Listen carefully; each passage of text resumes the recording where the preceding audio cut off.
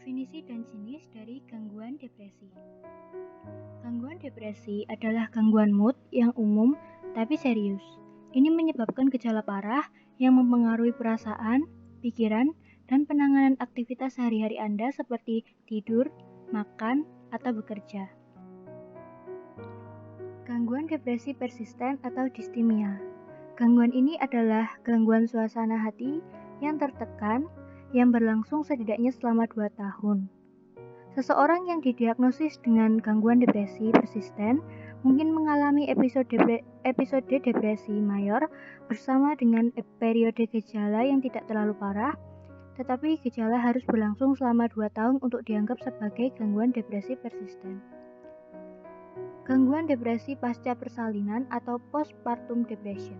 Perasaan yang sangat sedih, cemas, dan letih yang menyertai depresi pasca persalinan mungkin menyulitkan para ibu baru atau ibu yang baru saja melahirkan untuk menyelesaikan kegiatan perawatan sehari-hari untuk diri sendiri dan atau untuk bayinya. Gejala baby blues biasanya lebih ringan daripada depresi ini. Ibu yang mengalami baby blues umumnya memiliki gejala utama berupa suasana hati yang berubah, susah tidur, mudah menangis, dan mudah cemas. Wanita dengan depresi pasca partum mengalami depresi berat besar-besaran selama kehamilan atau setelah melahirkan. Kemudian, gangguan depresi psikotik atau psychotic depression. Gangguan ini terjadi ketika seseorang mengalami depresi berat ditambah beberapa bentuk psikosis seperti memiliki keyakinan tetap yang salah atau delusi, atau mendengar atau melihat hal-hal yang menjengkelkan yang tidak dapat didengar atau dilihat oleh orang lain atau halusinasi. Gejala psikotik biasanya memiliki tema depresi seperti delusi rasa bersalah, kemiskinan, atau penyakit.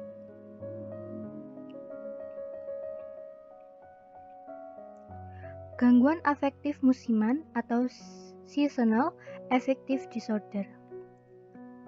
Gangguan ini ditandai dengan timbulnya depresi selama berbulan-bulan di musim dingin saat sinar matahari kurang alami. Depresi ini umumnya meningkat selama musim semi dan musim panas. Depresi musim dingin biasanya disertai dengan penarikan diri dari sosial, peningkatan tidur, dan penambahan berat badan, sehingga dapat diprediksi kembali setiap tahun dalam gangguan afektif musiman. Gangguan bipolar atau bipolar disorder. Berbeda dengan depresi, gangguan bipolar itu karena seseorang dengan gangguan bipolar mengalami episode suasana hati yang sangat rendah yang mempengaruhi kriteria untuk depresi berat. Tetapi, orang dengan gangguan bipolar juga mengalami suasana hati yang sangat gembira atau mudah tersinggung, yang biasa disebut mania, atau bentuk yang lebih ringan disebut hipomania. Gangguan disregulasi suasana hati yang mengganggu. Gangguan ini adalah kondisi di mana masa anak-anak yang sangat mudah tersinggung, marah, dan ledakan emosi yang sering dan intens. Gejala DMDD lebih dari sekedar anak yang murung. Anak dengan DMDD mengalami gangguan parah yang memerlukan perhatian klinis. DMDD adalah diagnosis yang cukup baru, muncul untuk pertama kalinya dalam DSM yang diterbitkan pada tahun 2013.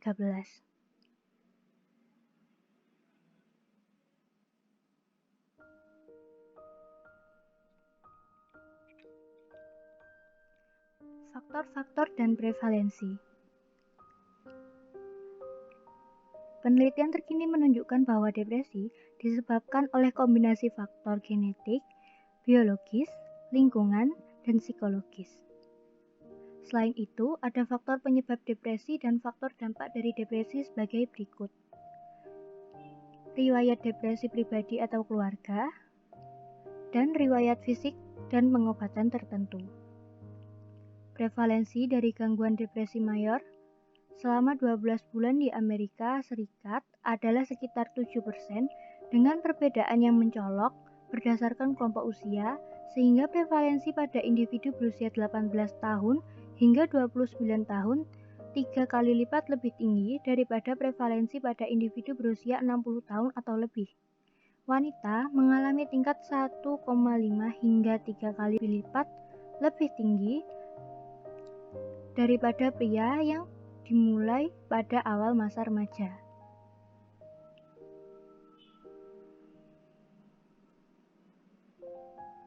Kriteria. Jika individu telah mengalami beberapa dari tanda dan gejala berikut hampir setiap hari setidaknya selama 2 minggu, individu tersebut mungkin menderita depresi.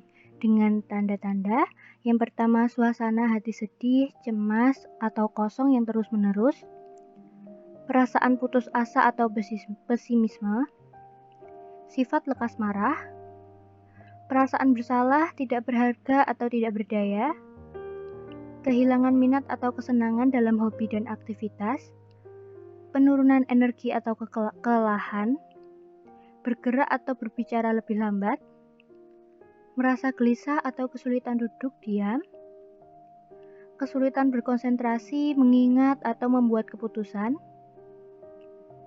kesulitan tidur, bangun pagi-pagi sekali atau ketiduran, nafsu makan dan atau perubahan berat badan, pikiran tentang kematian atau bunuh diri atau upaya bunuh diri, dan yang terakhir, sakit atau nyeri, sakit kepala, kram, atau masalah pencernaan tanpa penyebab fisik yang jelas dan atau yang tidak mereda bahkan dengan pengobatan.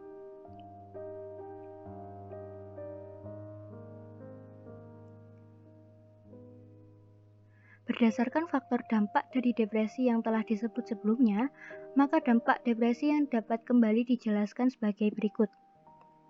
Yang pertama, terganggunya aktivitas sehari-hari, riwayat depresi pribadi atau keluarga, perubahan besar dalam hidup, trauma atau stres, penyakit fisik dan pengobatan tertentu, kemungkinan perilaku bunuh diri selalu ada selama adanya gangguan depresi.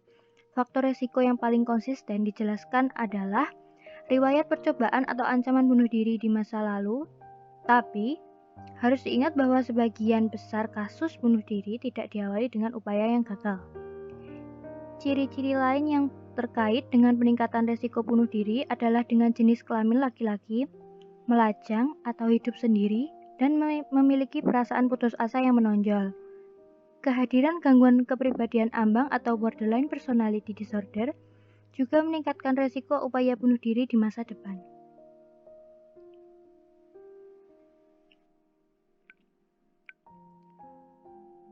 Perawatan dan terapi. Depresi yang bahkan pada kasus yang paling parah tentunya masih bisa diobati. Semakin dini pengobatan dapat dimulai, maka semakin efektif hasil yang didapat. Depresi biasanya diobati dengan yang pertama obat-obatan, psikoterapi atau kombinasi dari keduanya. Jika perawatan ini tidak mengurangi gejala, terapi elektrokonvulsif atau ECT dan terapi simulasi otak lainnya dapat menjadi pilihan sebagai pengobatan dari gangguan ini.